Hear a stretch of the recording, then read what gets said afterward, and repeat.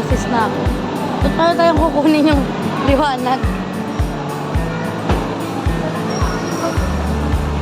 Hindi ka nakangiti. Hindi sa perfume dessert ang punta. Siyempre, for the first time, tayo sa tapat. Sana? Sana yun? Gagi, asan na? Letting my husband voice over while my voice is still recovering from sickness. Dr. Kong para bilhin siya ng bagong sapatos, which is yung sapatos na bibilin namin is yung bagay sa paa niya since meron siyang plantar fasciitis. Ang maganda dito sa Dr. Kong is meron silang parang machine to check your feet and see yung condition ng feet mo, and doon nila nabibase kung ano yung bagay na shoes na pwede mong bilhin at gamitin, and masasabi rin nila yung mga ayun nga yung findings. And yes, yung check-up na to is free lang. And yung maganda sa check-up na to is ang sinabi sa amin ng staff is that once na makapag-check up ka dito tapos may binili ka, yung ano mo, record mo or yung condition ng paa mo is documented and makikita yung ano, information ng paa mo sa lahat ng branches ng Dr. Kong. So, pag pumunta ka sa ibang store, for example, sa ibang branch, and banggit mo na yung name mo, malalaman na agad nila yung condition ng feet mo. And ayun, mas madali nang pumili ulit ng bagong shoes if plan mo ulit pumili ng bago sa ibang branch. While checking, ang dami talaga namin napiling shoes na babagay, and ayun, iba-iba yung ranges ng prices nila. Ang maganda din nung pumunta kami sa Dr. Kong is nakasale yung mga shoes nila, and ayun,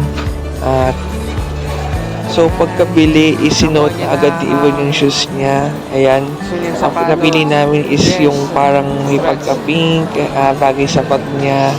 Ayan, tuwang-tuwa nga naman si Yvonne na nabili na, and sinuot nga agad naman yung gagawin yung shoes niya after niya sukatin. So, dito kami. Tomyang Plus. Let's go!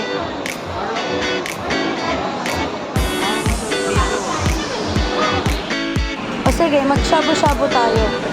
Ayan, shabu-shabu. O, binyagan natin. Gamit. Love, bibinyagan ko na yung bago kong sapatos. Dito tayo sa Tomyang. Ano yan? Bawal. Huwag na tayo magkanin. Fish shawman. Ay, ito, hindi ko alam. Chicken feet labo. Diba, do you like that? Maybe I'll try fish shawman din.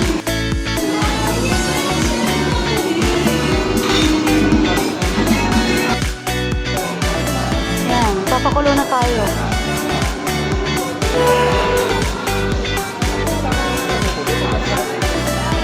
Mukulo siya. Ay, wala ko pang ano, shabu-shabu. Wala ko ah. Ano pang shabu-shabu? Wait lang. Mga na ako ng pang ano, shabu-shabu. Buhos ko na. Ha? Yung mga gusto mong nakaprito.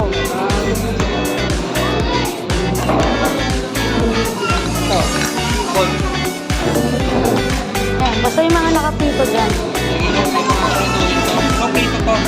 Oh, basta yung parang summit yun. Nalagay ko dito yung salmon. Ikaw, kung may nakuha ka yung meat, may nakuha ka bang meat dyan malagay? Wala po nakuha.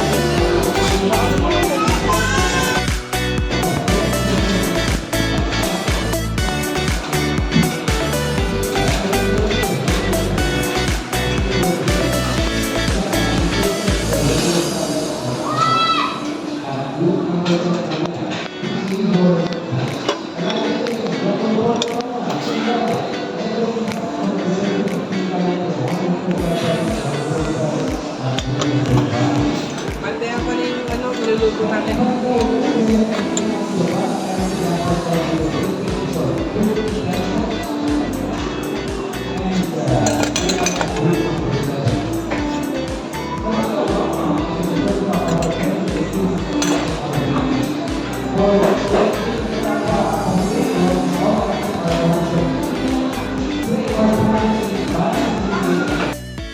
Nag-coffee ako. Wala akong boses. May shabu-shabu. So ayun, after namin bumili sa Dr. Kong is kumain kami ulit sa Tongyang after a very long time.